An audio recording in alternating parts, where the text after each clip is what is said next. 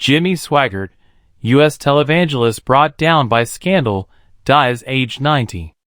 Jimmy Swaggart, U.S. televangelist brought down by scandal, dies aged 90. Swaggart, who amassed huge following and millions of dollars, gave tearful apology after sex worker revelations. Associated Press. Tuesday, July 1, 2025, 18:30 BST. Share. Televangelist Jimmy Swaggart, who became a household name amassing an enormous following and multi-million-dollar ministry only to be undone by revelations of paying sex workers, has died. He was 90.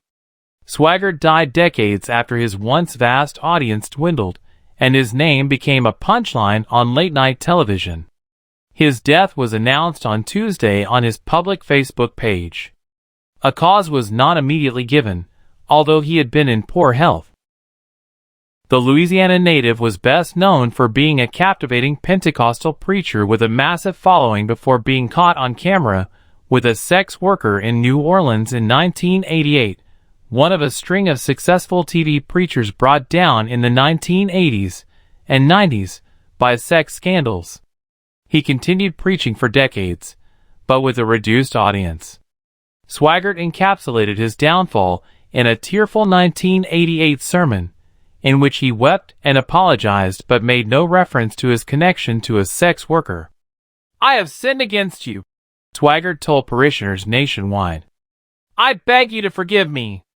He announced his resignation from the Assemblies of God later that year, shortly after the church said it was defrocking him for rejecting punishment it had ordered for moral failure.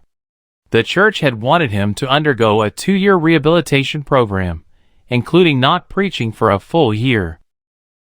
Swaggart said at the time that he knew dismissal was inevitable, but insisted he had no choice but to separate from the church to save his ministry and Bible college.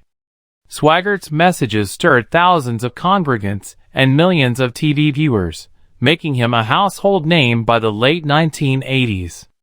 Contributors built Jimmy Swaggart Ministries into a business that made an estimated $142 million in 1986. His Baton Rouge, Louisiana, complex still includes a worship center and broadcasting and recording facilities.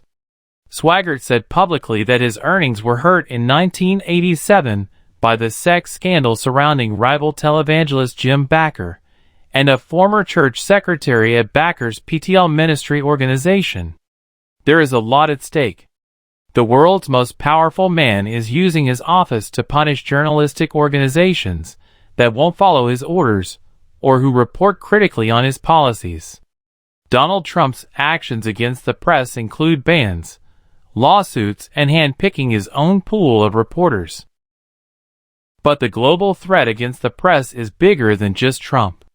Economic and authoritarian forces around the globe are challenging journalists' ability to report.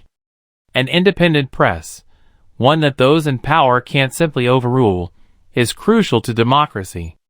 Figures such as Trump and Hungary's Viktor Orbán want to crush it through exclusion and influence.